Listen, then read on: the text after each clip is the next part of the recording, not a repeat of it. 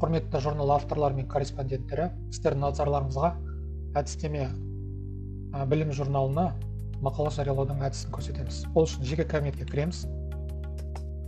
Жеке кабинетке кірген кезде оң жақ жоғары жағында мақала жариялау деген батырма бар. Сол батырманы басамыз. Батырманы басқан кезде арнайы парақ ашылады. Мақала жариялау парағы. Бұл жерде жолақтардың бәрін толтырып шығамыз. Мақала тақырыбы деген жолаққа мақаланың тақырыбын жазамыз.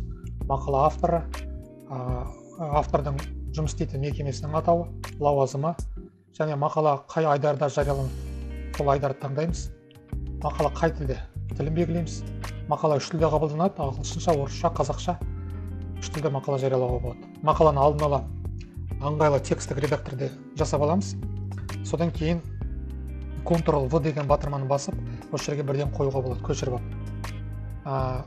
Тексті осы жерге қойған кезде, мына сияқты қара болып шығатын болса, Ctrl-A деген батырманы басып, бәлін белгілейміз де, мына жерде формат тазалау деген батырма бар, TX деген жазумен белгіленеді.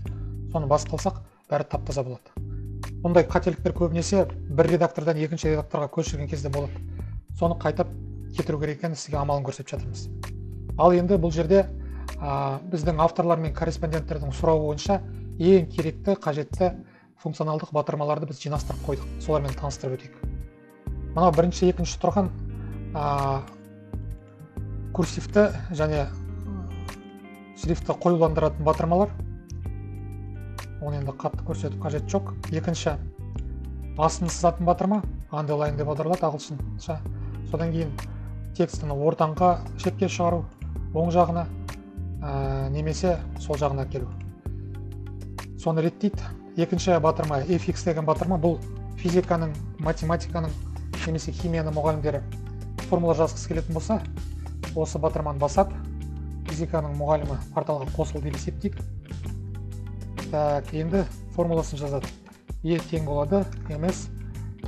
Формуланы жазған кезде оны жазбаша түрде жазу керек, яғни мынандай қалыпта, халықаралық стандарттар бойынша. Содан кейін сақтау батырмасын басады. Басқан кезде формула қалыпты түрде бізге оқылатын түрінде шығады. Бұны осылай жазады, ары қарай. Егер сайтқа тіркеліп, информатика пәнінің мұғалімі немесе бағдарламалау бағытындағы кез келген маман мақала жариялайтын кезде, кез келген формуланы мынандай батырманы басып, код жазатын батырманы басып, программалау тілінде жаза алады. Мысалы, информатика пәнінің мұғалімі кірді, HTML тілінде бір қажетті кодын осы жерге жаз деп есептейік. Міне. Оның жазған коды осындай қара жақтаулармен белгіленіп тұрады. Код керек жоқ болса, қайтадан осы батырманы басап, белгілеу кетіп қалады. Келесі, төменгі және жоғарғы регистрдің батырмасы. Мысалы, химия пәнінің мұғалімі H2O деген формуласын жазу керек болатын болса, 2 деген цифраны төменгі регистрға ауыстыру үшін не осылай қолданады, яғни белгілеп алады, соны басады. Келесі, жоғарғы регистр керек болатын болса, X 2 дәрежелі 2-ні белгілейді, жоғарғы регистрді көшеді, сонда міне жоғарғы және төмен регистрде үлгі осындай болады. Ары қарай, мына мәтін белгілі бір адамның цитатасы деп есептейік. Цитатаны белгілеу керек болатын болса, мынандай арнайы батырма бар, соны басып, цитата белгіленеді. Цитатаны алып тастау үшін қайтадан сол батырманы басып кетіруге болады. Келесі, мақалаға сілтеме қойға болады. Ол сілтемені қайтып қойға болады. Мысалы, мақаланың ішінде мына сияқты мәтіндер болады. Мысалы, олимпиадаға олимпиадаға қатысуға шақырамыз дейді. Мына жерде міне мына сөзге біз сілтеме қойық. Ол үшін бірінші сілтемені көшіріп аламыз, қандай сілтеме керек екен. Мысалы, міне анатомия пәні бойынша олимпиада. Бұл текстте анатомия пәні бойынша олимпиадаға шақыруға ұсынып тұр. Мына жерге көшіріп алған сілтемені қоямыз, HTTP форматында жазылады. Сақтау деген батырманы басамыз. Сілтеме қойылды.